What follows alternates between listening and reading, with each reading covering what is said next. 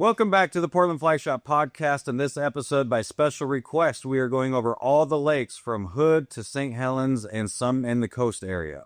So we're going to give you all the tips, line setups, leader setups, everything that you need for success. All right, here we go.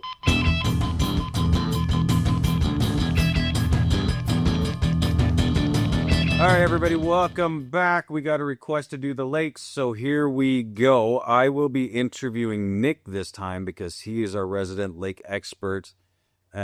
So, hi, Nick. Hi. My name is Jason, again, by the way, if you don't know that by now. And I know a good amount, and I'm sure Jason will have some points to share in here. We have both been fishing a lake once or twice. I just have a tendency to fish it a little bit more.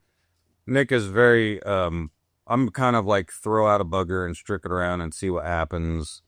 Nick is very, very technical when it comes to this kind of stuff. So he is definitely the one to be leading the charge here. So yeah, I like to tinker. Yeah, he's a tinker.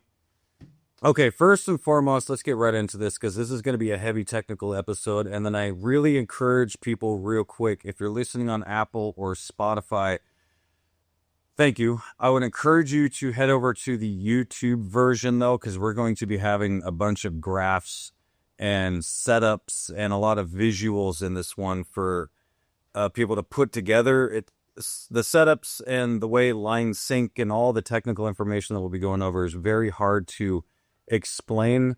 It's easier to go visual. So first and foremost, the YouTube version of this podcast will be a bit more helpful, unless you're driving around, then.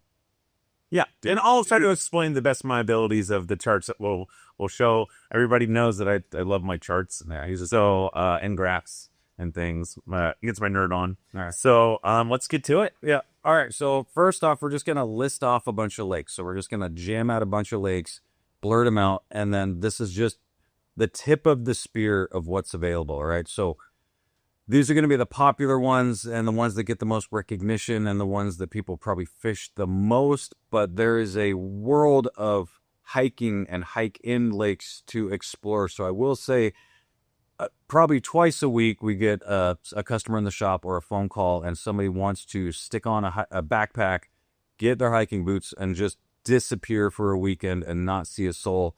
It's really hard to do that in the Pacific Northwest with the river system. There's a lot of access and there's a lot of private property and a lot of homes. If you are into getting out of Dodge, the lakes are your best friend. This is where you can backpack and just disappear in the wilderness for a few days and really get the hike fish combo type thing on. And there'll always be some creeks along the way. If you wanted to take a little shorty rod, this would be a great like tenkara option. That can, absolutely happen in these mountain streams, that are close to these lakes. But this is where you get to escape and just be one with nature. So that's important to say. This is just the tip of the iceberg as far as what's available. But here we go. So rattling off a few. Timothy is one of the more popular lakes. Yeah, that's like the big one.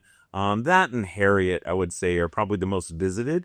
And, Timothy's pretty big. So, like, break it down into the smaller chunks. Like, the North Arm is, like, where a lot of people go. Harriet gets stocked pretty regularly. And now the road's back. Yeah, and Harriet has browns. But there's multiple, like, Lost Lake on Hood. You've got Lawrence and Trillium. Yep. Frog. There's a ton up on Hood. Not all of them fish the same, so we'll kind of go over that a little bit in the hatches and stuff. And then, is there anything else on Hood like this? I don't know if there's a bunch, but like most of them, that's the big main ones, right? And if you have questions on a certain lake, like I backpack a lot, so I've probably been to one. So if you have questions, you can always call the shop, and I can kind of help. Like, oh yeah, no, I've been there. That's great. Or it's dead. A lot of these things too, you can look in that book that you love so much. Is it Fly Fishing Oregon? It's just Fishing in Oregon. Fishing in Oregon. And that will basically tell you what was stocked at some point in time if it has fish. So that's another option for all those little ditches, because you can go up to Merrill Lake and you can go up to Russell Lake. It's one of my favorites. And like those are more like hiking or backpacking too. So there's so many things that you can go into that backside of Mount Hood. But you know, the ones we just listed off, I would say, are the ones that majority of people kind of think about. There's also Lost Lake on the coast. Yeah, and there's a coast and a Hood River Lost Lake, so don't get confused. And then real quick, not all these lakes, especially higher elevation, have trout. So just because it's a body of water does not mean it necessarily has trout. Oregon has done stocking via helicopter in some of these alpine lakes at one time. A lot of these, they haven't stocked for a very long time. And unless this particular lake that you're looking at has some sort of creek inlet, some sort of moving water, the fish cannot spawn without some moving water. So they may have stocked it at one point, but these fish could be dead without a creek or some sort of moving water system that drains into these lakes or out of these lakes for fish to naturally spawn in. They could be gone. Like they could just literally have grown out of old age and not be there anymore. So if you're looking for a lake that Oregon hasn't stocked for a long time, and you're not sure if there's fish there or not, just pick one that has some sort of like creek going into it, something for these fish to naturally spawn in that will give you a lot better odds. If you're just in exploratory mode, it'll just give you better odds of finding fish. And you absolutely could find the gem of a lifetime, you know, as long as it has a way for these fish to spawn. Anyway, diverted there, but and then some of the other coastal lakes, you got a bunch up by Astoria, which they actually do put some recycled steelhead in the spring. There's Town Lake in Pacific City. That's absolutely a good one. Another one more springtime. The Devils and Lincoln City. Yep, exactly. So there's a lot of options, and those lakes, when there's trout and it's a little bit hotter, it's a great way to avoid the Portland heat. Just go out to the Coast Range.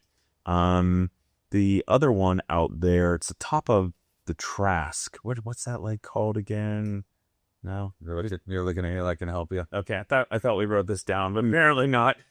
Barney. Barney, yes, we did right, sir. Yes, so lots of options out there, and then moving into the St. Helens region, we've got the big one is Merrill, but right now Merrill is closed, so someday it'll open. But right now, the Merrill is not closed. The boat launch is closed. Yeah, the boat launch is closed. You can still, and actually there's some good fishing right off the boat ramp just from the bank if you want to do that. But and then we've got Coldwater up on the St. Helens, Spirit Lake if you feel like getting a fat ticket, but it might be worth it. You don't do that. But you've also got these other sides, of course, the south side of St. Helens. So you have Swift and Yale and Merwin. So those don't get fished that much because they're pretty big. Huge. And Swift would be the best one out of the three. It takes a little longer to get up there. Just be with all the Lewis River lakes, especially Swift, be ready for wind. Like wind up in the Woodland area. I mean, that's where we're sitting right now in my garage in Woodland. Wind is a major player up in a lot of these areas. Sorry, moved on again. Goose Lake. Now, these are more towards Adams. Right. There's a bunch of lakes, and this has some really good, like, hiking lakes that you can go to in the Guilford Pinchot Forest. Whatever it'll go into, called Gifford Pinchot. That one, yeah. And so you can definitely backpack in that stretch. But Goose Lake, and there's a bunch of others kind of out towards Goose that are awesome options. There's a lake called Mosquito. It probably has mosquitoes. It definitely does. So definitely think about spray if you're going up there and it's early season. They don't die off till basically end of August, September. And for years, the state of Washington would throw all the sea and cutthroat that came back to the Cowlitz hatchery into Goose. I don't know if that's still going or not. I think they put tiger trout in there, though. Yeah, I think they do. They may still do that. The Cowlitz has had some pretty crappy sea run years in the last 3 years. It's looking to be better this year, but so they just probably haven't had that many fish to drive clear with a Goose, but it's a long drive. Yes, it is. So anyway, lots of options, and that's not even touching anything in Rainier. I mean, Rainier, you get north of St. Helens, and now you have just an entire other lifetime of water to explore. I mean, the entire Puget Sound, Rainier area, insane amount of lakes up in that region that we may or may not be able to cover here, depending on which guest we get on. But I would like to, just because there's some Someday. yeah, there's some badass anglers up there too that can really help us with that part of it. So that's kind of the basic list of what most people would fish, and what gets stocked the most and kind of has the most resources available as well, for the average like day tripper, I guess. Yeah. So cool. And then real quick, we'll just kind of, what do we need to fish lakes versus rivers? You know, the majority of people around at least our shop, I would say the majority are moving water, river, creek anglers. And if you're watching this, you know, odds are you fish more moving water than still water. So give me just a kind of a basic rundown of things that are lake specific, still water specific, that people may not have that will aid them in their journeys. So the classic watercraft would be a float tube, right? And those are fairly inexpensive, and it kind of ruled the earth and fly fishing for the last 20 years. What was it? The Bill's bags or Buck's bags. Buck's bags. Yeah. I don't. Bronco. Yeah, it flips you right over. It's great. And then you drowned. So those are not the best option. There's a lot of things like Outcast, the modern float tubes. They all have multiple chambers. Oh wait, the Bronco's a pontoon. Yeah. Anyway, sorry.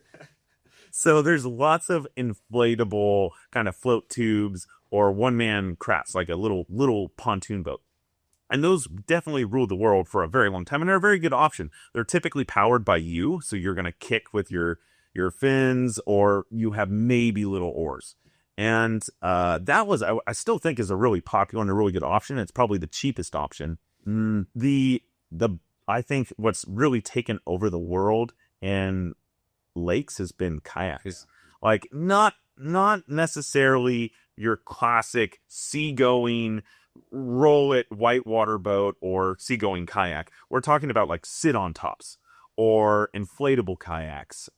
There's a lot of paddleboard style pedal powered kayaks. The pedal powered ones have really, really kind of hit the mark as far as personal flotation device in the lake. Well, and they're insanely customizable. Yeah. Like people trick those things out like they're freaking lowriders. Yeah, and they have the inflatable option, so you could technically put in almost a suitcase in the trunk of your car and then blow it up on the river and still go out.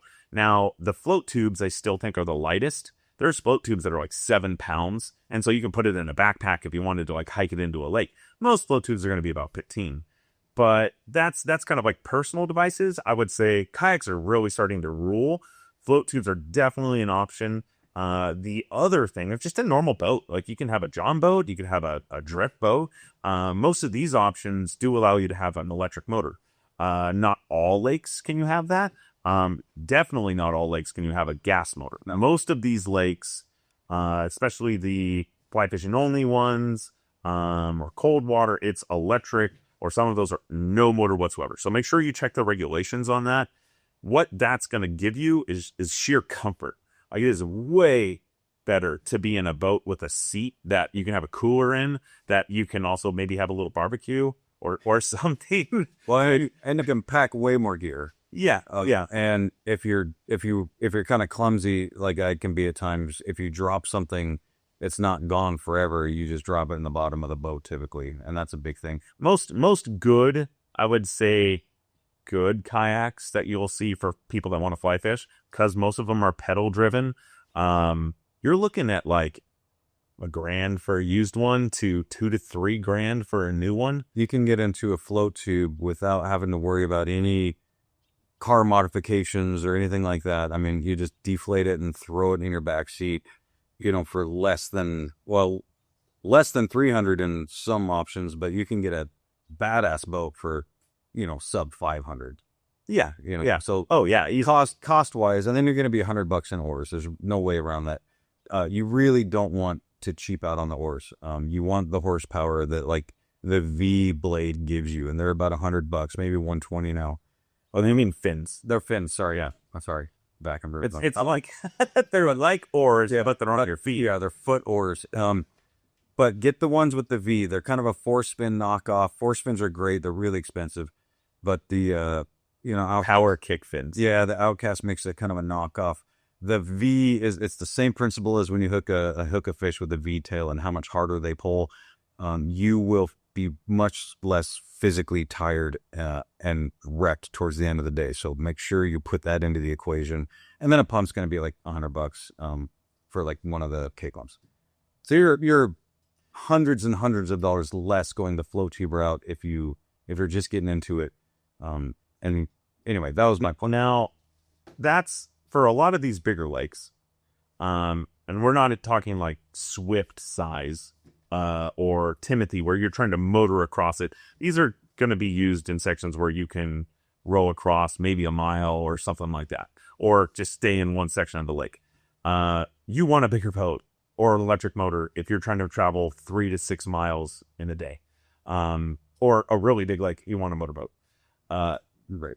A lot of us don't have that. And for those of you that want to lake fish and have these things called 2 legs, you can easily go hiking or backpacking, just like we were talking about. And for a long time, a lot of the lakes that I fished, I just hiked to. And those are going to be much smaller lakes. What's nice about a situation like that is, again, you don't need a float tube, and you can if you really want to. The fish are going to be extra dumb. So you don't have to cast far. And it's going to be watch your back cast, but you can fish some of these lakes, especially the non-crowded ones, totally from the bank. Cool. And then beyond boats, let's go like same rods are fine, 5-6. Yeah, I use a 5-weight for almost everything lake. 6-weight, especially if you're throwing heavier sinking lines, can definitely be a little nicer.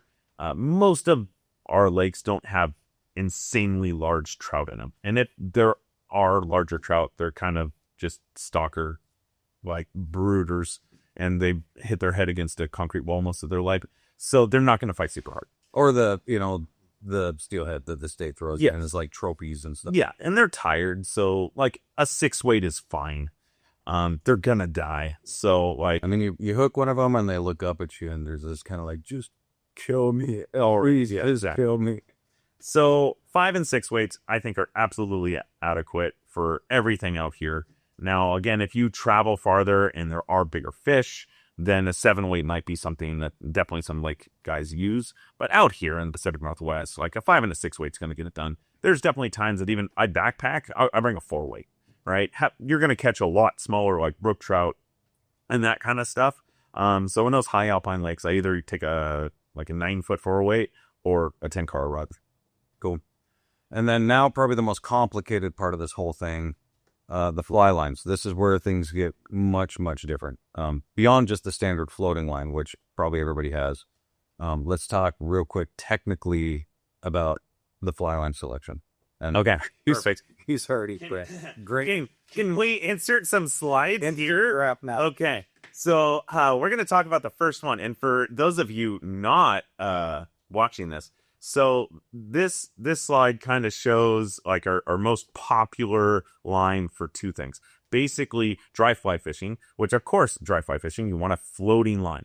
And then your second thing would be any indicator fishing, right? If you have a slip bobber or something like that, I'm still going to use a straight up floating line. So still pack your river line that you more than likely already have, and you probably have that on your 5-weight. So let's say you have a second rod that is a 6-weight. I'm going to definitely have my heavier rod with the sinking lines, but my floating line is on my 5-weight. And so any kind of indicator fishing where you're doing a slip bobber or a regular bobber, dry flies, ants, that kind of stuff, perfect. Then we're going to go into your sinking lines. So if I could pick only one other line, if I could only have 2 lines for lake fishing, it's going to be that floater and it's going to be an intermediate. Because all these sink lines, and they make a lot, insert table here, they have intermediate, hover, which sinks at, let's say, 1 inch per second. Intermediate sinks at 1.5. Type 3, 3 inches per second. type 4, 4 inches per second, type 5, 5 inches per second, and so on. So these sinking lines all do the exact same thing. They sink, right? So the hover line will get as deep as the type 5. It just takes like 30 minutes to get there. So if in a pinch you really need that fly to get really deep, just wait, right? I mean, you just wait a really long time. Right. Now, if you're trying to get down like 20, 30 feet, an intermediate line is going to take a very, very long time to get there. So there's reasons to have faster sinking lines. But majority of our lakes, Timothy, Harriet, all of them, if I could have only one other line other than a floater, there'd be an intermediate. Because that'll basically do almost everything else. The other line that I really like would be a type 5. Because we do have deeper lakes out here. Harriet's got some deep sections. I mean, Timothy's got deep sections. I mean, heck, Coldwater's 200 feet deep, right? I'm not fishing 200 feet deep. The kind of eyes would pop out of their head. But if I wanted to get down fast, like a type 5 or 5 inches per second, we'll get there pretty quickly. And that would be my like third pick line. There's so many people that want every single one, right? Midge tips, which is just the tip barely sinks at 1.5 inches per second, right? So it's like in between a hover and a float. Well, So there's so many options. I think, I mean, if you want to equate it to maybe like spay anglers, would probably be the closest. If lakes are your thing and that's where you spend your time and that's really your focus and you love still waters and don't get me wrong, there is some epic fish in still waters. I mean, huge fish in Central Oregon especially. I mean, Paulina alone, I think the state record brown trout is like 32 pounds or something out of Paulina. Yeah, There's some massive fish in Oregon. So if lakes are your thing, then you probably will start collecting lines for certain specific, things that you encounter throughout your stillwater fishing day, right? And just like spay anglers, with their different sink tips, we've got a T8, a T11, a T14, T17 sometimes. Like we've got all these different options for the conditions at hand. And so they make all these lake lines for that, basically that same premise. It's just conditions at hand. So if it's something that you're really jamming on and you go catch a couple like whoppers and you're like, okay, I'm doing this is badass, then yeah, make some room for some technical fishing lines that will aid you in your time on the water. I mean, and you get these things dialed in, you will catch more fish, just like your sink tips, on steelhead. We're just, for the beginner, yeah, the two. But if you get into it, then yeah, absolutely. Like get dorky and get technical. And the more work you put into it, the more reward you're going to get out of it. Yeah. And I have one more thing to kind of add to just gear in there. This goes back a little bit into rods, slightly into reels and lines. Spare spools versus spare reels. And this is a thing that we get a lot in the shop. Whatever you can afford. And if, you can just have extra spools and have a bunch of different lines if that's the way you want to go. If you're in a float tube, trying to switch a spool out and like re-rig it on the rod in the water is near impossible. Yeah, it sucks. And so I feel like that's why you'll see these lake guys and we've got 2 or 3 rods set up. And so spools, even though they're like half to sometimes 40% of the reel, every time someone buys a spool, I feel like 2 months later, they're like, man, I need a frame. I just should have had an extra rod. So if you can, when you get an extra line, if you know this is the path you're going to go down, just pony up. It doesn't have to be expensive reel because it's lake fishing. Get an extra reel. Well, probably you're going to get another rod at some point in time. And it could be all rigged up. I would probably do one better, honestly. Most reels are going to be in that $200 range. I mean, entry-level reels, right? We're talking like $150 to $200. You get like a Guru or a machined reel. Now you're, U.S. machined reel. Now you're into like mid-3s. If you want to just get an arsenal just to get going, I would just buy like 3 Echo lift kits. They're $200 a piece. You get the rod, you get the reel, you get you're going to have a couple extra floating lines, zip off the floating line, put on whatever other lake line you want. You're going to have like your normal 5-weight trout rod that you use in rivers and stuff all the time, but it's so much easier to have a rod rigged at the ready. It's just so much easier. And you don't have to go, I mean, we're not talking about, get 6 Sage RH, and go lake fishing. Well, you can, and we'll sell that. Yeah, if you do, call us. But if you're just trying to do it like the most budget-friendly way possible, the lip kits are fun, and they will work, and it gets you from point A to point B, and now you're able to fish what's in front of you, which, as we always say, like, that's the most important part of this whole thing is the fishing aspect. Like, that's why we're here. This is what we do.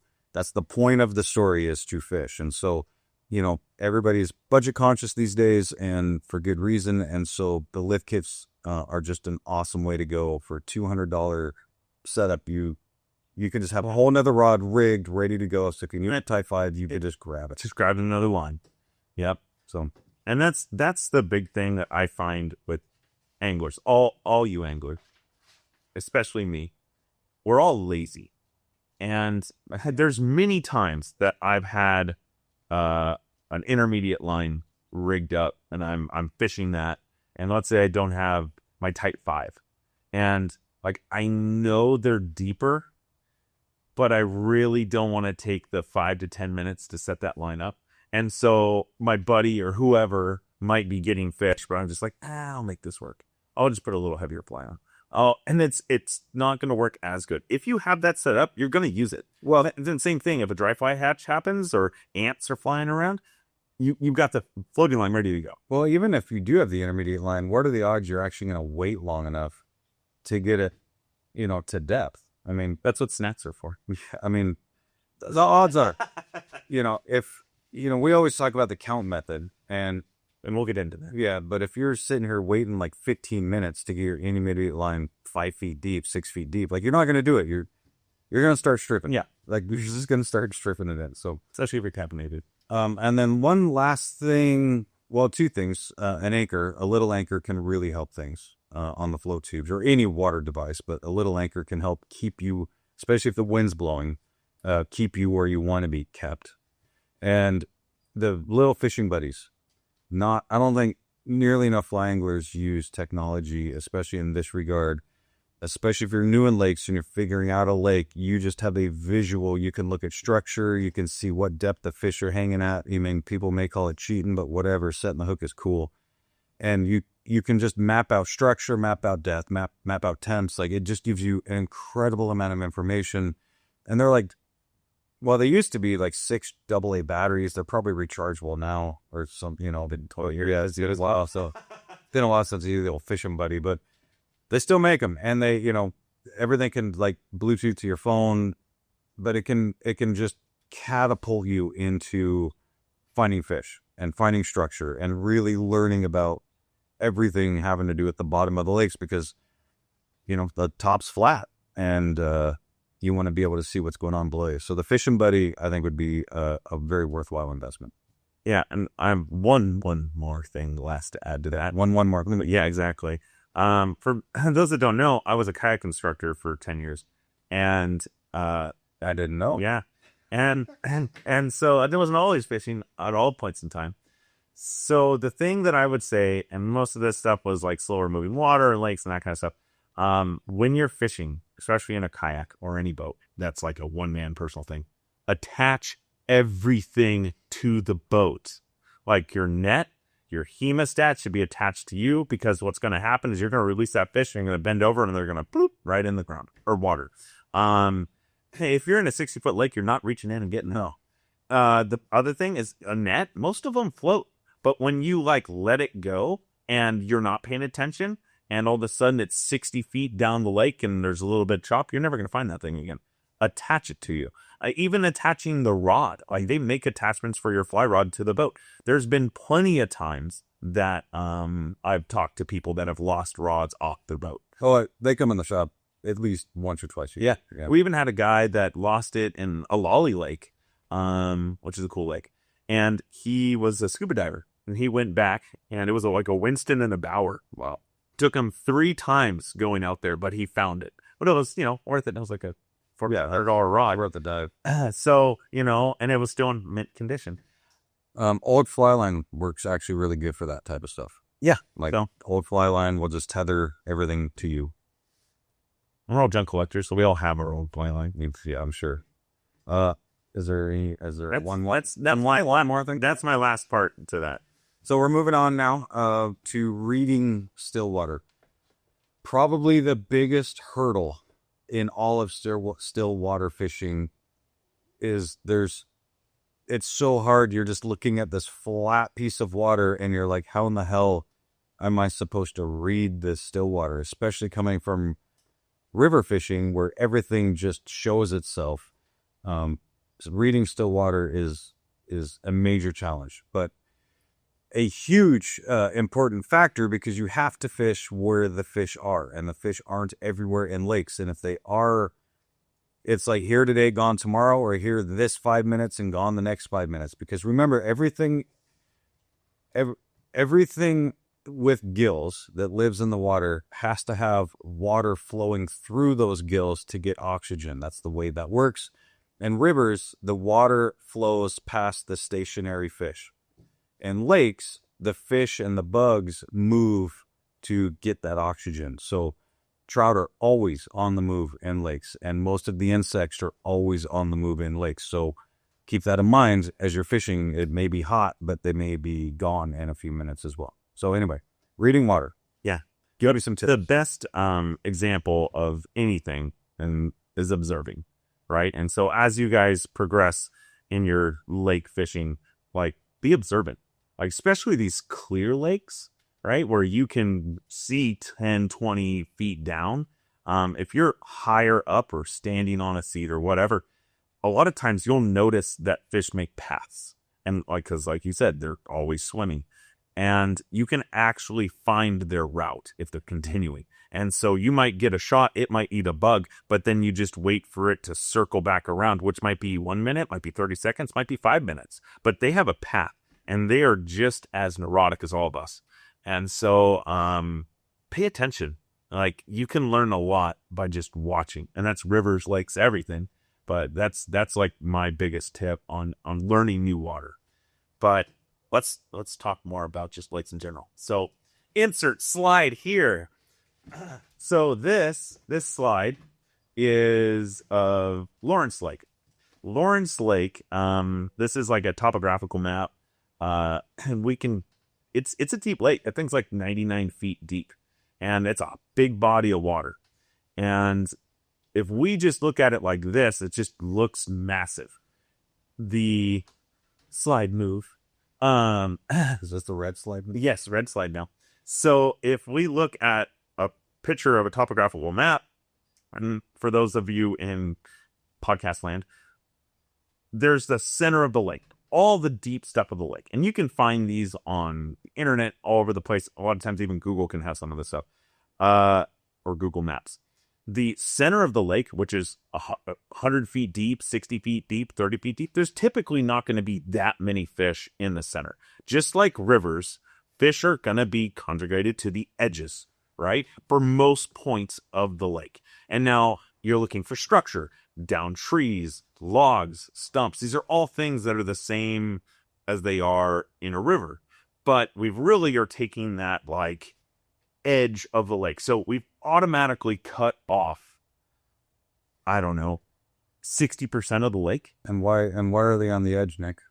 Typically. That's where food is. And that's where protection is. Right. So most of the bugs there are bugs, obviously 100 feet deep, but the variety and the intensity of life needs sun and needs, like, the plants need the sun. So your life, just like we are dependent on the sun for life, so is aquatic insects and aquatic plant matter. So that is why you'll find most of them. What would you say, like, sorry, I'm diverting here, but what would you say your 6 feet, 5 feet-ish is like kind of like it'll vary on the temperature of the lake. Sure. So that's something to think of. So if the lake's really warm and the warmer water's on the surface, those fish might be down in 20 feet, right? Heck, they might be down to 30. So, now you are thinking about fishing the deeper part of the lakes. But I would say on average in the lakes that I fish, most of the fish are going to be down 2 to 10 feet. Okay. That would be like the zone of the lakes I'm kind of fishing. And I mean, I was just fishing one of our bigger lakes, which had a pretty warm surface temperature. And that was down for maybe 3 feet. But those fish were in 6 inches of water because that's where the food was, right? They were eating damselflies and they were coming out of the water to eat them still flying. So That's awesome. even if the water temperature is that warm, those fish were still like, that food is right there. I've got to have it. But those damselflies aren't hanging out in the middle of a 90 feet deep section, right? Not that you can't find fish there, because you can troll and find dumb fish everywhere. But like your higher population of fish is going to be near the edges, just like a river, and they're going to be looking for structure, looking for food. Well, and you do hear about people trolling deep, I mean, I've seen downriggers in, oh gosh, what is that one up north? Merwin. Yeah. And it's all kokanee anglers, but they do every once in a while catch like behemoth trout, but we have to also understand that we've got to pick, as fly anglers, we have to pick water that we can also fish most successfully. So it's not always about where the fish are. It's a combination of where are the fish that you can access effectively. It's kind of a marriage of what can you fish and where are those fish in relation to what can you fish, if that makes sense. Yeah. And there's always the needle in the haystack. And I'm not a person that loves deep water trolling. And an instance of lake that I was fishing last year, deep lake, guy was trolling with a Type 5 and just getting down. And he's like, oh man, that was great. Hooked 3 fish all day. Awesome. We were fishing the shallows, probably 1 to 3 feet with floating lines. And we're like, oh, we got 30. So, and he's a good angler, right? That wasn't anything about that. It's just, that's the way he wanted to fish. There's fish out there. But if the fish are feeding and they're in close, like, don't go out and troll. Like, go find the food. Go where majority of the fish are going to be. Go where the fish are, right? Yeah. And then let's talk about times a day real quick. What is your program typically, like your average program as far as when you show up versus midday? Like, what do you do? Okay. So we'll get into that a hair more, but it depends on the lunar calendar.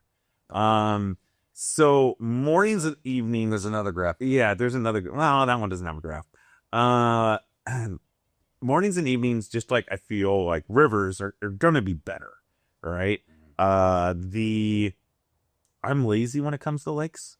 A lot of times I'm like, this is not my steelhead season. This is not my Deschutes salmon fly hatch season. So I don't want to get up at 3 a.m. I want to get up at 9 and then get to the lake at 10, and then I'll fish midday and still have a great time. Now, this does vary on water temperature. It also will vary if there's a hexagenia hatch. If there's a full moon, it's going to vary some of that stuff. But if you have cold water in a lake, I don't think you necessarily have to be there super early. Sometimes I've actually had worse fishing in the evening than I've had in the middle of the day. Sure. So that will be a little lake specific.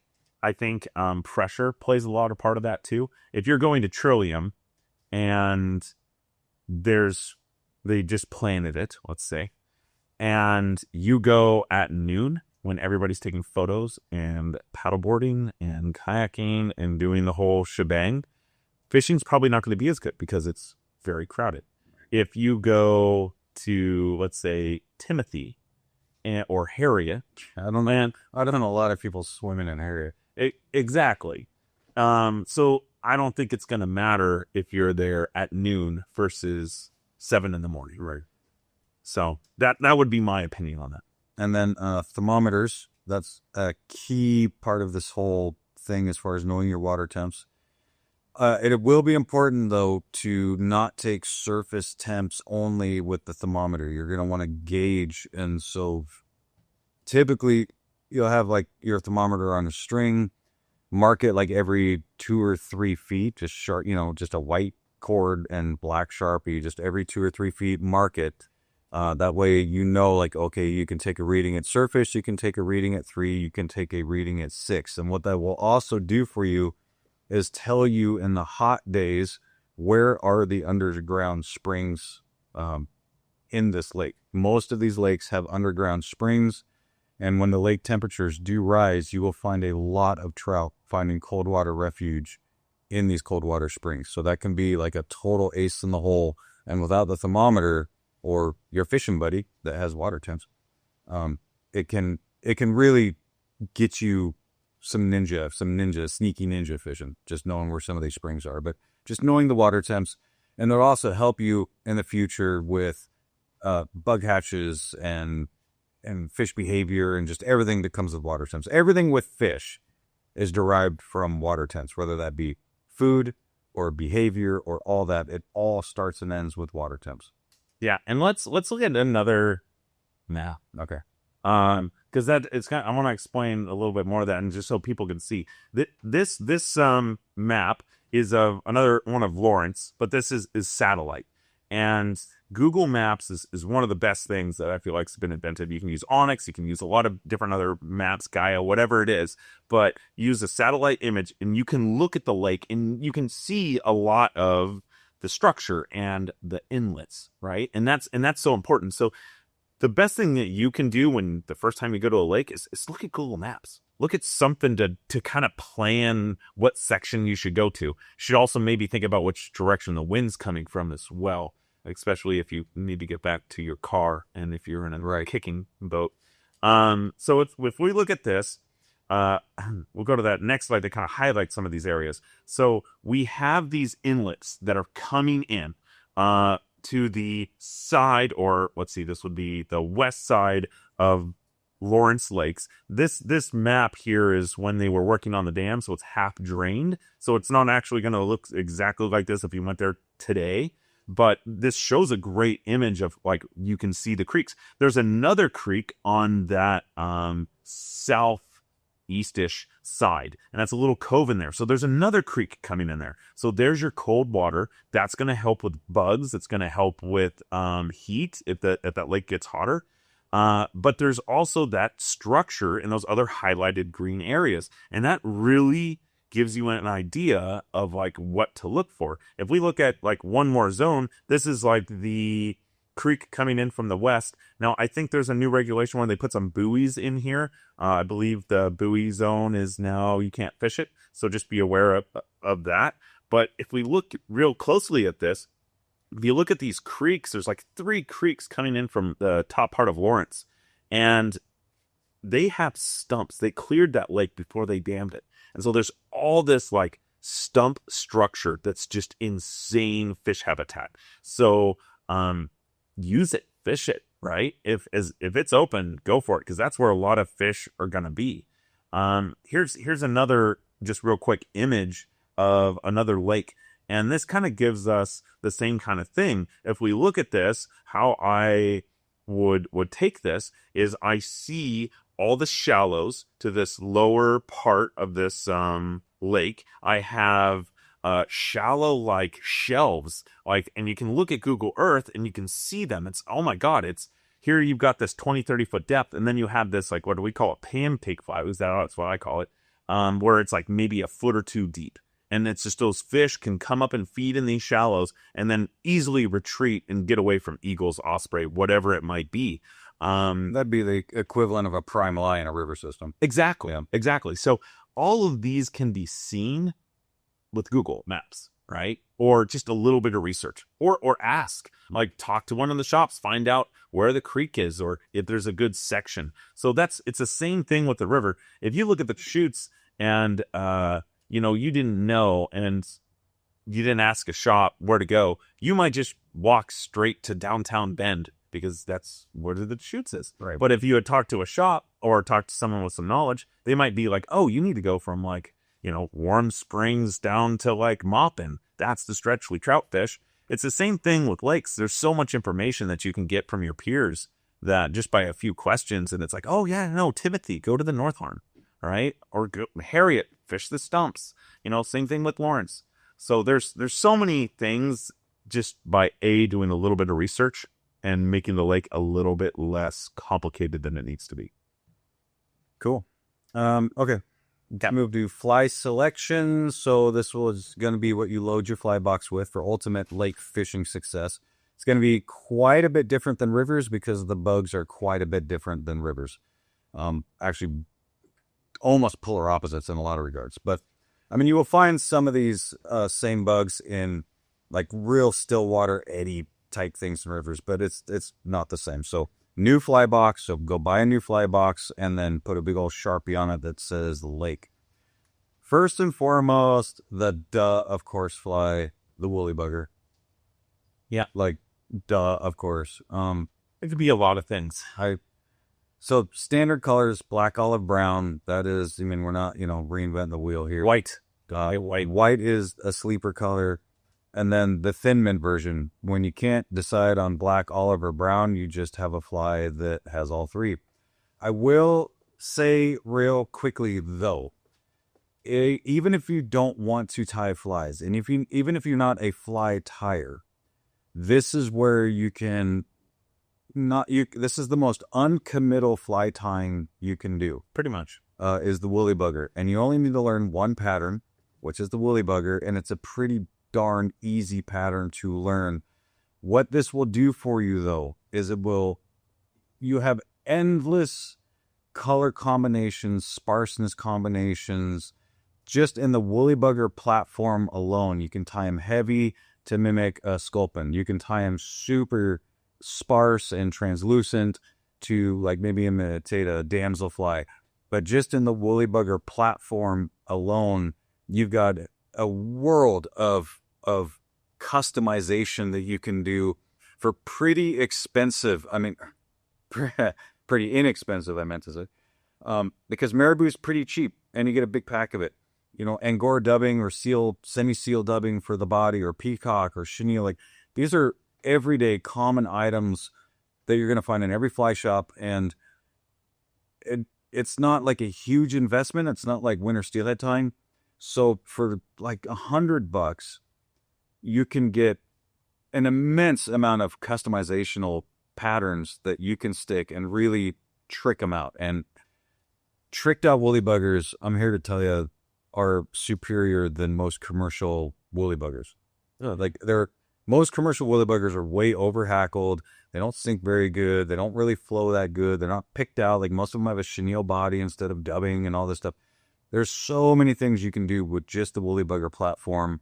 And if that's the only fly you want to tie, awesome. But you've got unlimited creative license to just go hog wild. So anyway, that's that. Chironomids, or chironomids as we hear in the shop often. Yeah. Tell me about chironomids. So chironomids, I like calling them bitch. They are different. Yeah. Basically swimming nymph, right? But you're typically going to have these more in size like 12s, 14s for around here. You can go bigger. Most of the places that require a bigger chironomid is going to be more Canada or these bigger lakes, not around here. So that's going to be usually fish under an indicator. Very good option. Great fly.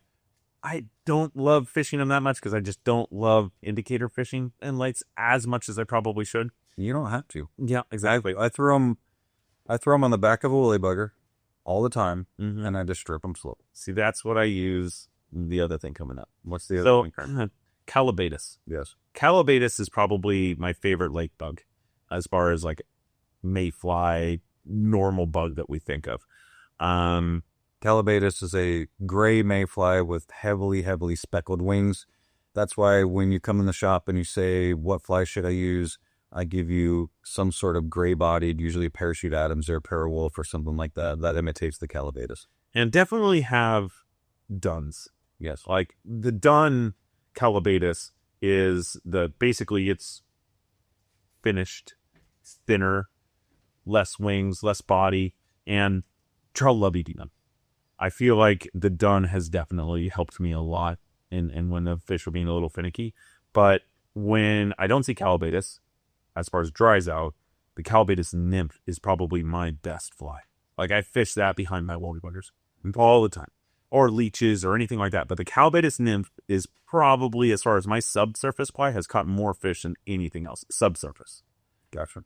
Not damsels, though. That's a really good one. Yep. Was really interesting, and I totally screwed this up yesterday or the day before. I don't know how many times. Days ago it was.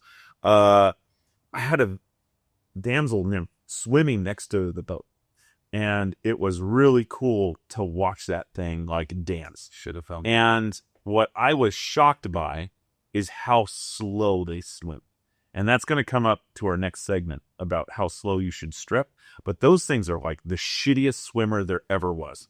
It's just like basically ringing a dinner bell as its tail's like struggling to go anywhere. They do not swim very fast. Or at least this one didn't. And I was just shocked of how like dumb trout food that was. And that is definitely a fly that you should have as a damsel net. Damsel dries can be really good. I usually don't do that good on those. I think there's days. Days. Like, it's something you should have like 2 or 3 in your box.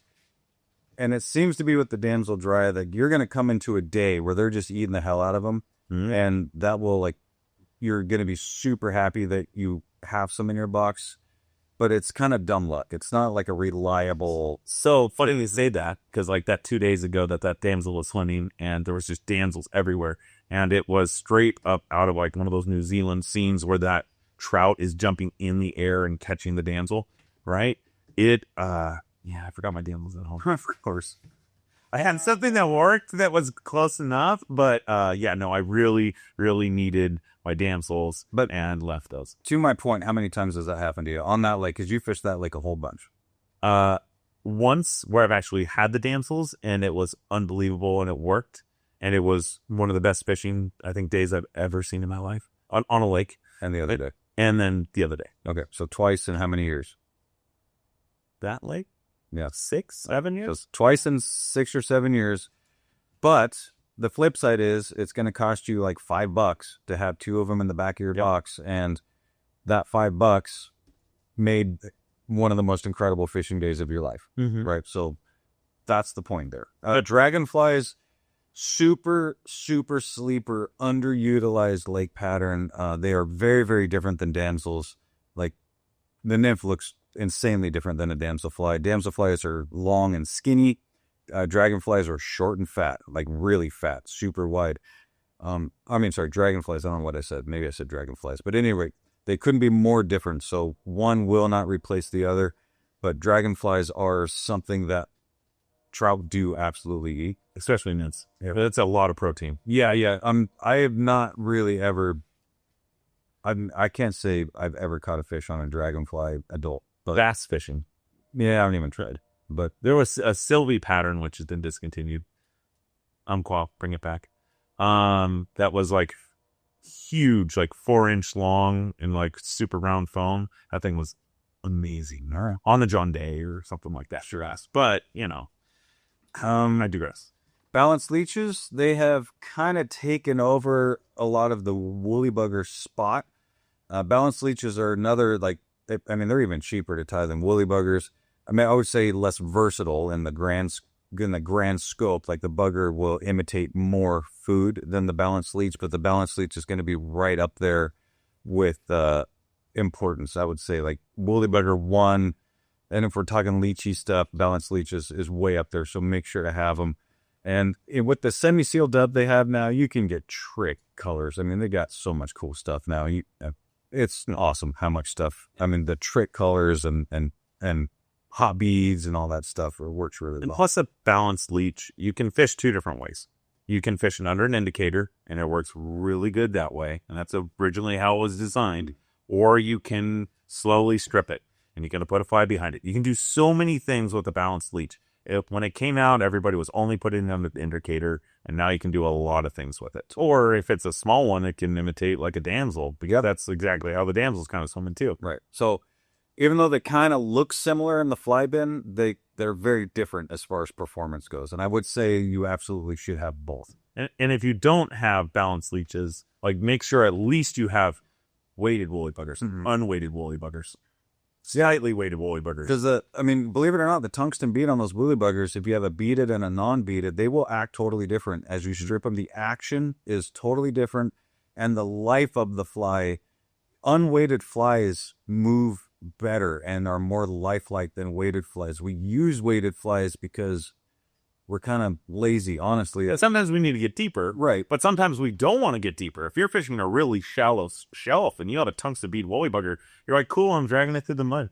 Yeah, I mean, it's a thing. So if you have these sinking lines we were talking about, make sure to have some unweighted options in that realm because they do act very, very different. Ants and beetles, tell me a story about those. Okay, I mean, as far as my real favorite fly, if I could fish anything on a lake, it would be like ants and beetles, right? Typically, what I'm looking for is the first really hot week that we have. And it's usually, I feel like May, June-ish, more middle of June, you're going to have a 90-degree day in Portland. It's just going to happen. And that's the day. That's the day all the flying ants come out. That's the day the beetles go crazy. And it's just insane. And it can be some of the best dry fly fishing that you see around.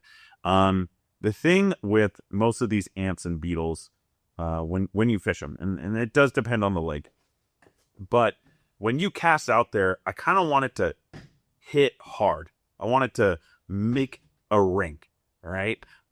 Sometimes you want it to land gentle if it's right next to a fish and you're in shallows. But a lot of times I want those fish to know that it's there. Just like fishing a chubby Chernobyl on the river, right? Those things don't land great. I may let it sit there for a moment, and that's usually how it's going to happen if the fish kind of notice. But I might give it a pop. Nothing big, but just enough to cause it to ripple out, right? And that's going to be like, hey, I'm still up here. And if you watch like moths, ants, beetles on the water, they dance and move because they don't want to be there. Things that are alive move. Yes. And so give it that twitch. Sometimes, I mean, there's some lakes that get a lot of tenting caterpillar moths, which is not really a thing that you see in fly boxes, but like a hopper sometimes work for it. And those things, when they hit the water, it's like, bam! And then all of a sudden, all those like wings are just flapping and making so much disturbance in that water. And you can strip that fly about as fast as you can, like you're popper fishing for a bass. And that thing is, those trout will go nuts for it. So when there's certain kind of terrestrials, I guess, strip that fly, move it, right? That's for me, everything that I want a lake to fish. In the perfect world, I will never bring out my sticky lines. I will only have my floating line on. That is the perfect world. It is the perfect world. So, and there are lakes that are more like pro to that than others, all right? Especially ones that get hotter. Those fish are not going to want to be on the surface all the time. So colder lakes typically will have better dry fly fishing, especially if they have ants and beetles. Yeah. And then last but not least, and maybe a little bit least, is hoppers. Grasshoppers are key in lakes as we get into now, like July, August. There are terrestrials all around lakes. I mean, rivers are important, and I mean, in Montana and stuff, they're absolutely important. Some of Oregon rivers they're important. On lakes, I would say make sure to have a couple hoppers, period. Make sure to have them. And yeah, make sure to have them. So, and then there's a million like sub varieties of these categories. So when we talk about damselflies, we're talking about a category, not a pattern specific. I don't know if I necessarily have a favorite damsel pattern. I mean, they all kind of do their thing, but you'll just have to explore. I mean, this is a basic list, right? We got 1, 2, 3, 4, 5, 6. We've just covered 7 flies, which is a minute number of that we would talk about in a river system. But under those 7 bugs, those 7 flies, you've got infinity color combinations, or you can tie them skinny. You can tie a damsel with a really long marabou tail. You can tie it with a little short marabou tail. Like, there's a million varieties and variations for the creative fly tire that wants to really, explore and get their creative juices going. Under those categories, you've got, crazy amounts of versatility. Yeah, and you can go wild with it. I mean, I've got a buddy, Steve, that like fishes bright pink, like neon colored woolly buggers in lakes, and I feel like he did it as a joke once, but it worked really well. And so It worked. Yeah, you never know. And then you do have your, your boobies and your blobs and all these other things that are kind of on the fringe, and most of that's like Canadian origin, but Or European. Yeah. But it does work. It absolutely works.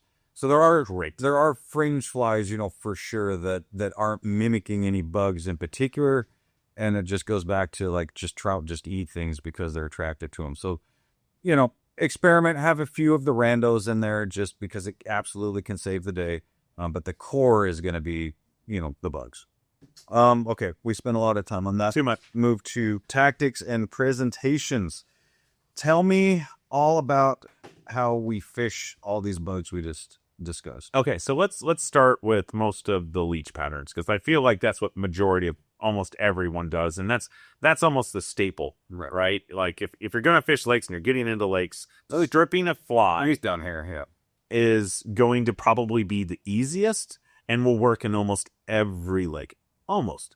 The thing that I can tell you that is the best tip, and this goes, I feel like, with everything fly fishing, is the less you do, the better it is.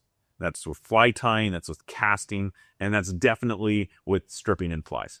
Too many people just start stripping fast, where it's like a foot a second. Trout don't want to eat something that's like ripped. Like if they're in lake or river or anything like that, if there's fast moving food, that usually means they got to put a lot of calories to get it. If it's a slower, stupider looking thing, it takes a lot less energy to eat. And it's probably going to look more natural anyway. And so that wounded bug or wounded fish or wounded whatever is much easier to target as a food. So when you're stripping flies, for the most part, it's going to be pretty darn slow. I'm probably moving an inch or two, maybe a second. Like that's it. And a lot of times I feel like it's not necessarily the strip that gets them, it's the pause that gets them.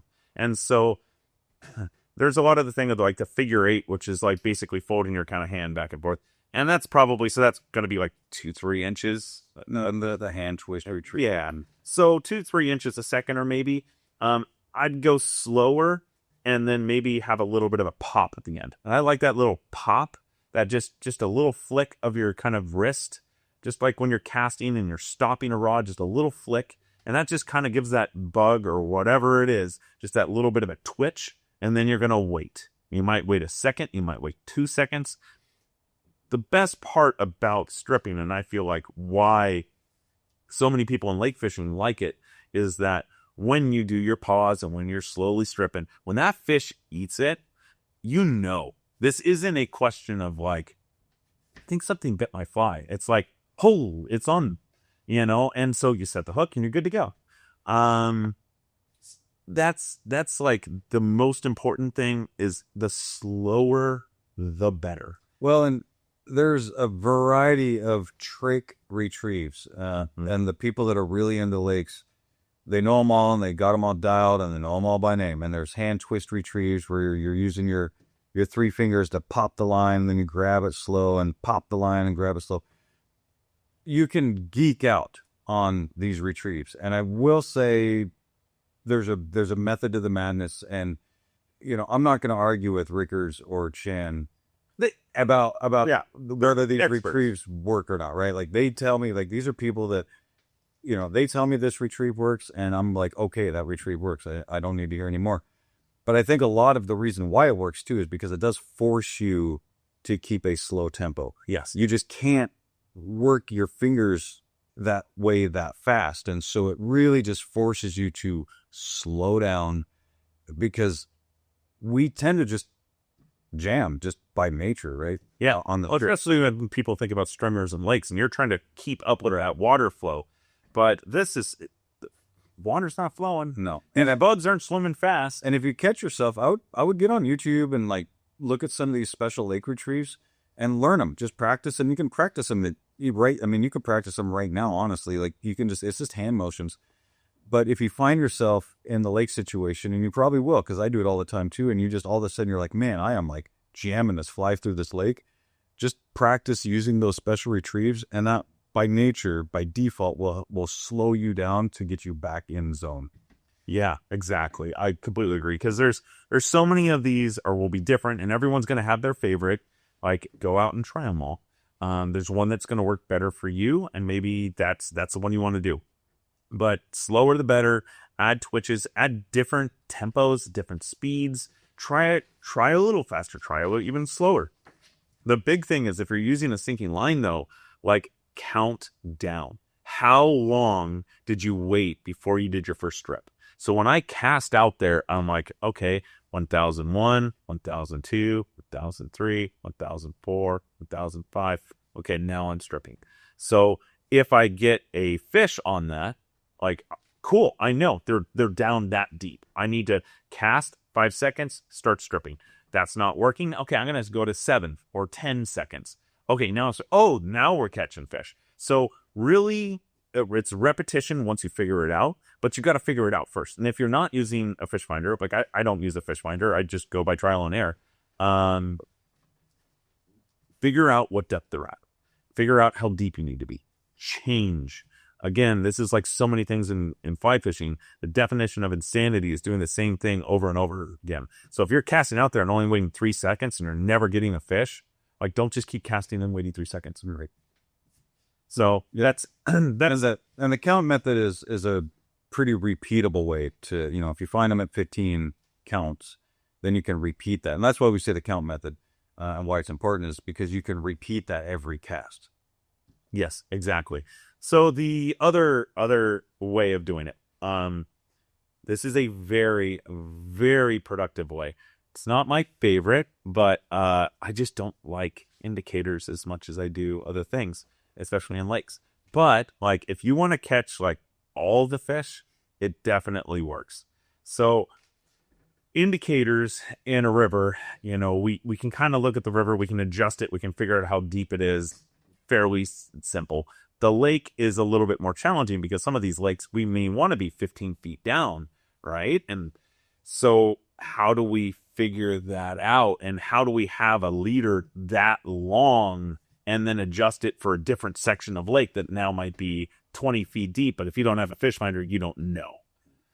How do we do that, Nick? How do we do that? So an easy way is, especially if you have faith in your hemostats, is you can take your leader and you can clip to the bottom of the fly or just to the bottom of the line, and just drop the leader with your hemostats on till it hits the bottom.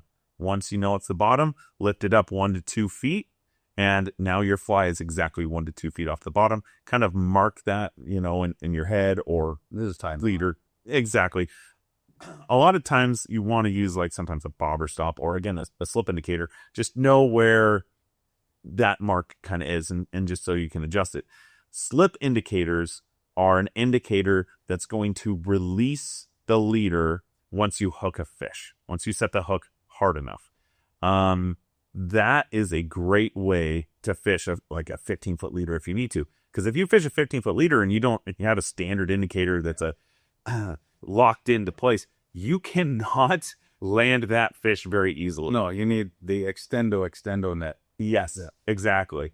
So having a indicator that releases, so you can then reset it after that thing goes, but you can reel it in and get that fish pretty close to you, especially in a float tube, and you can net it. So how I'm typically going to rig these is, I'm usually going to fish 2 flies.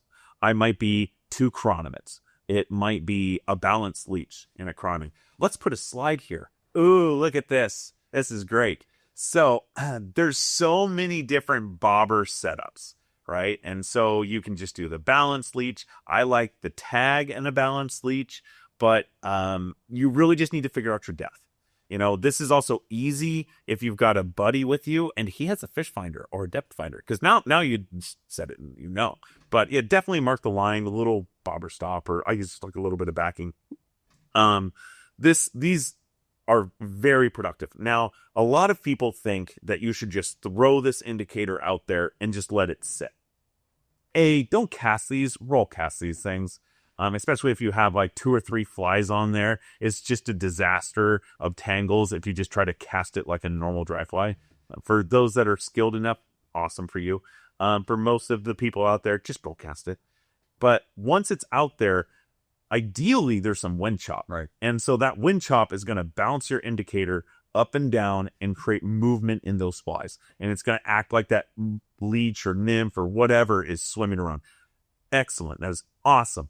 The second way, of course, is get it out there. And if there's not that windy or you're trying to figure out where the fish exactly are, give it a little strip every now and then. Don't strip it again. God forbid, don't strip it fast.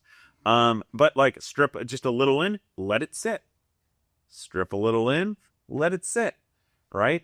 You do not want to move that indicator like you want to move it at a snail pace, if anything. Right. Okay. And then if you're in a boat and you got strong legs, and you can get back to where you want, depending on the wind, wind drifting is one of the best ways, I would say, to fish the bobber. Is you're going to, if let's say the wind's blowing from north to south, you're going to start on the north end and you are going to let the wind drift you southward, and that will inherently just kind of give you a drift like we're used to in a river. And then once you're happy with what happened, you can paddle back or whatever to the top. And then real quick about, I forgot, but about where to find bugs and food sources. This has held true in my life many, many times. With wind in particular, especially when we're talking about dry flies, ants, like these types of things, the down lake side of the wind. So if the wind is blowing from north to south, a lot of times you will find more fish on the south side, provided there's habitat and, depth and all that stuff that they need, because all the food is getting pushed that direction. So like, again, you'll find fish where the food is. So if you're having a really hard time finding any signs of life, and almost every single time I fished Merrill, this has held true.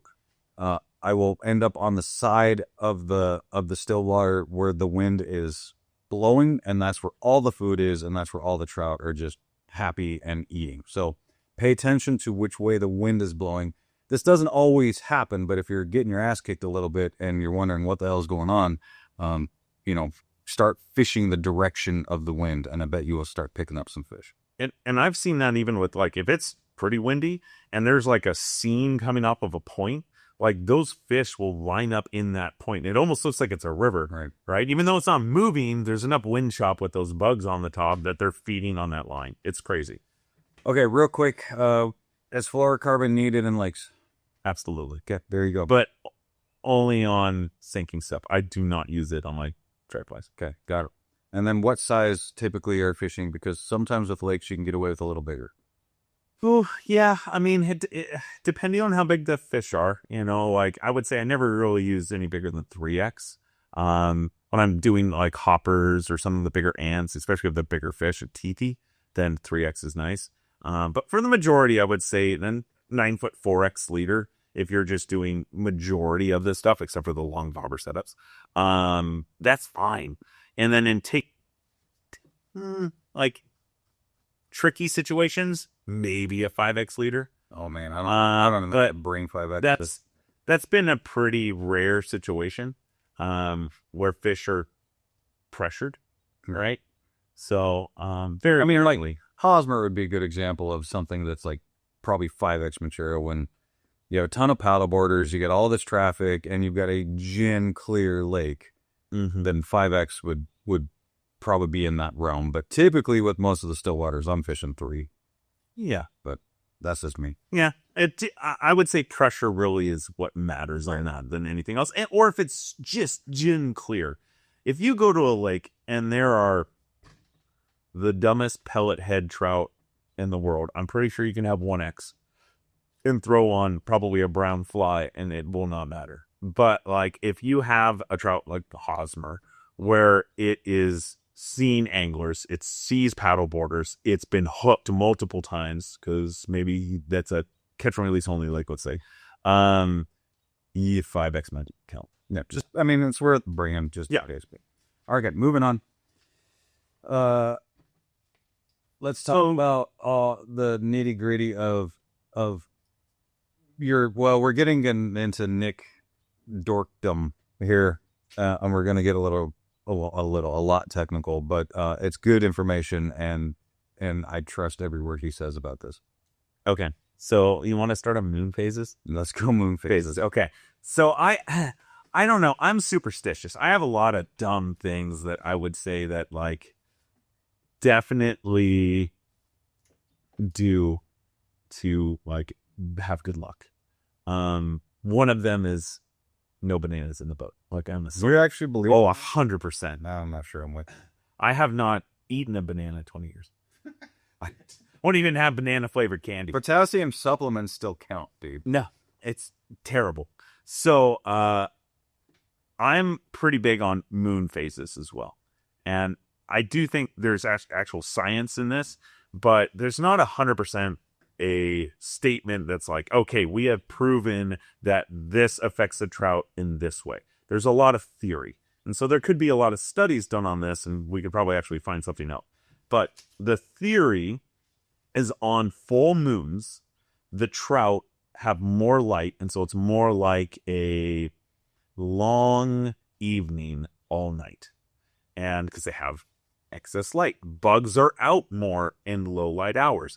So the theory is that these trout feed all night on full moons. So typically, I will try to shy like 3 to 5 days, like on either side of a full moon. So, and I've experienced that recently, and I went against my idea of like, I don't go on those days, and we caught some fish, but it was definitely way slower than the week prior. All right. So I think those fish definitely will feed in full moons more often. I think this can play on rivers a little bit too, but I think lakes is where this really makes a difference.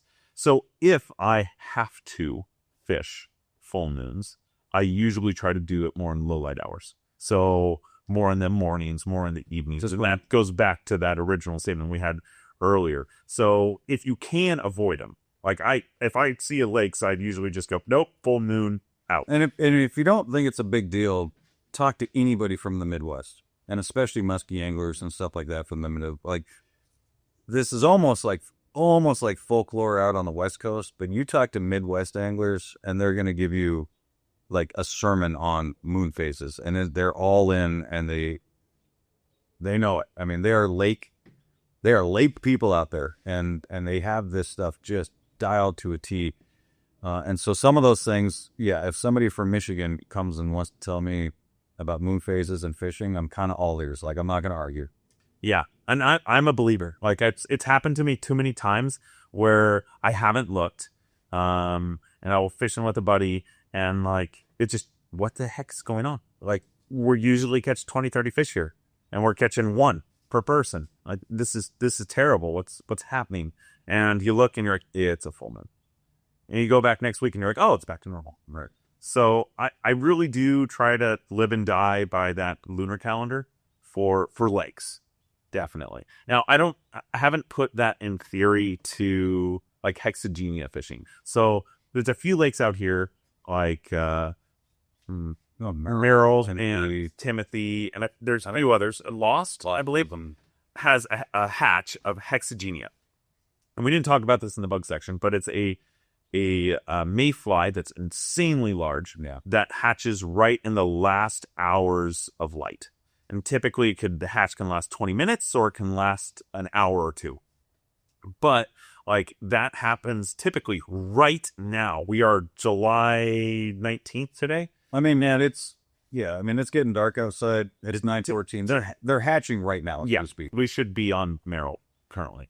And that'll go for probably the next like 3 weeks or so. So most of the month of July and a little into August. That is a super fun thing to do. You can do it after work. I haven't tried to figure out if that full moon affects that, because I don't think it would, because I think that full moon might actually make the hatch longer, because you would have that lower light. But if anyone has fished one of those lakes during hex hatch and full moon, let me know how you did, or if you're going, let me know what you did. So I would be curious to see some statistics on that. Okay, backing up real quick, I just need to interject. Lakes that have hexagenia hatches and they're big, giant yellow mayflies, huge things. All day long, they're going to suck until evening. So this is a great after work, like I have an hour to fish. I've got a total of 3 hours. An hour to drive there, an hour to fish, and an hour to come home. That's your day. That's an awesome option. If you're looking for your all-day fishery, do not go to a lake in July and half of August that has hex hatches, because they gorge themselves at night on these things, and they are stuffed all day long, and they just flat out don't eat. Like, it's the worst freaking fishing on the planet all day long until the hex hatch. So fair warning, if you have limited time and it's summer and it's hot and you've been sweating your ass off in your house all day and you just want to go hit some water and cool off and fish and catch a bunch of fish, it's like a feeding frenzy chaos when these hex For an hour. Yeah. Sometimes 20 minutes, but it is cool as hell, and it's just psycho fishing. But just understand, it's going to suck during the day because they just gorge themselves at night. So anyway, moving on. That's your fair warning. If you want all day fishing, go somewhere else. So the other thing to geek out on lakes that I think everyone should kind of know is turnover or stratification, right?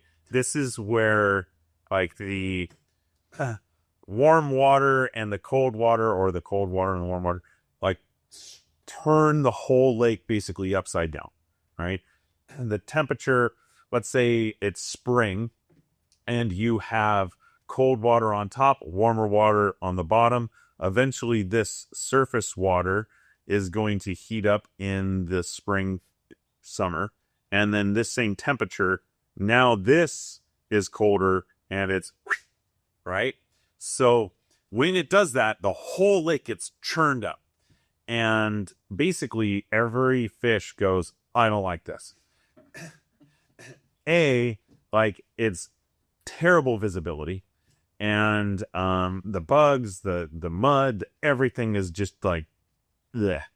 And so this usually lasts on a lake for about a week. It happens twice a year, right? Because the water warms up and then it cools down. And so in the fall, it does the same thing. So when that happens, it doesn't happen on every lake, but when that happens, you basically should just go somewhere else.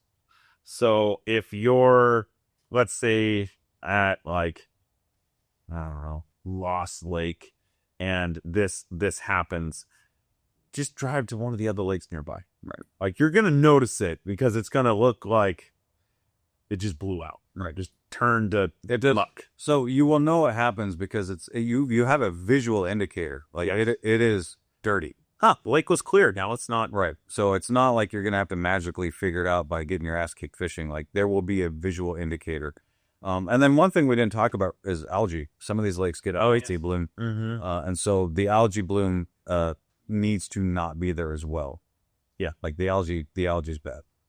And so usually, I mean, the algae will end up coating the whole lake, and then one day it'll just drop to the bottom, and then you can fish again.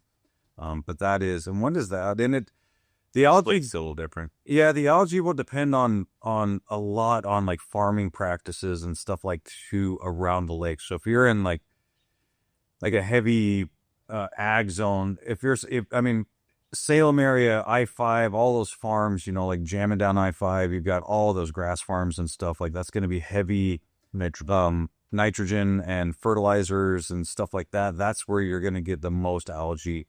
Not nearly as prevalent or much of a concern on the upper elevation lakes in the Mount Hood Forest or some of these things. So just be aware of that. And the algae will happen really when the water heats up.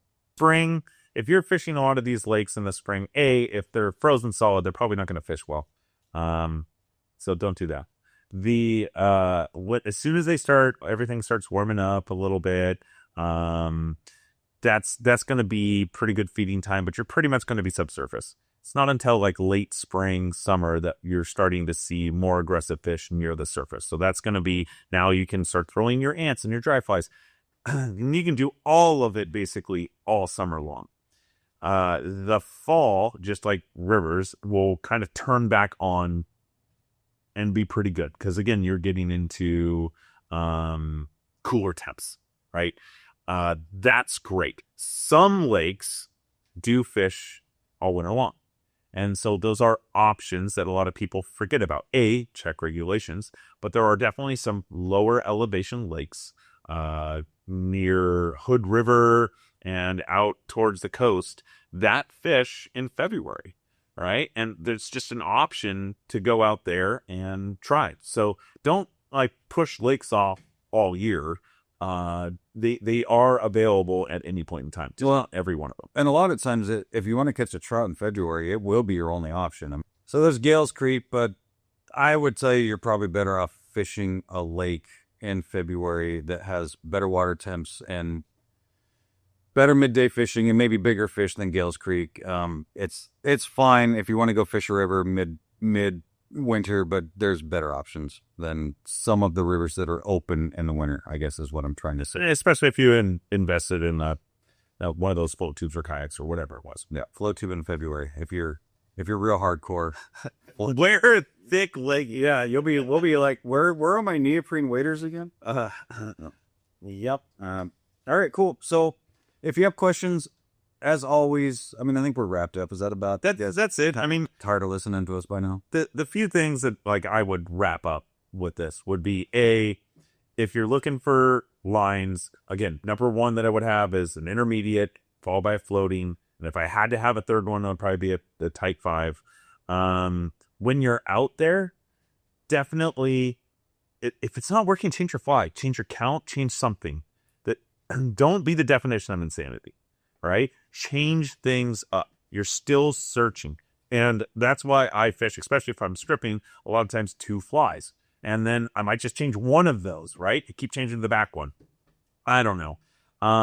Look for those feeding lanes like in the wind, like you were talking about. The other thing, wind, can be a problem a lot of times. Most of these lakes have coves or a different side that you can fish. If you know which way the wind's coming from, a lot of times you can figure out, oh, well, this side is protected. I'm going to just go to this side of the lake. And if you have a float tube, you can just walk it over there. You don't even have to kick all the way. So think about stuff like that. Sorry, I didn't mean to interrupt. One thing really important we didn't cover is the weather forecast will be a saving grace for you. Look at the weather, especially when you get up in elevation. Just as far as pure safety and getting back home safely, storms can come in real quick on some of these higher elevation lakes and really get you in trouble fast. We have seen whitecaps before in these, in some of these lakes, especially bigger ones like Swift and all these. It can get really nasty really fast. So check the weather, and if it looks pretty sketch, it may not be worth it, and just go fight another day, because it can get pretty dangerous, in some of these situations. Yeah. And some of these like early season lakes too, you can have a snowstorm blow in. So have an extra layer. Like that's definitely a thing that's happened to me. So, and then one last thing before we go. If you're into like the Portland area lakes and stuff, this is awesome fishing and practice. You're going to have a really good time doing this. But don't forget all these same tactics, like let's say you fish Trillium or Harriet, all these same tactics will work if you take a vacation in Bend. And let's say you're in Bend or the Cascade Lakes area, maybe you're doing like the Inn at 7th Mountain with the fam for, a few days or something like that, and you're in Central Oregon. That's where you can get into some really big fish. Really big fish. And Southern Oregon, Klamath, lake systems. So all the same tactics that you learn in the Hood and St. Helens regions will absolutely be in play as you go to some of the other areas in the state that actually have some really big, and we have nice fish out here. I'm not saying they're all small. We do have some nice fish. But when we're talking the difference between our local fish and like a 12-pound brown trout out of, Central Oregon, or one of the cranebows or something like that, or some of this mammoth fish that, Rickards got out of the Klamath Lake. You will be well within range of like knowing exactly what you're doing. You'll have a game plan, and it won't be as foreign to you. So it's the same stuff. Same stuff. Yeah. Cool.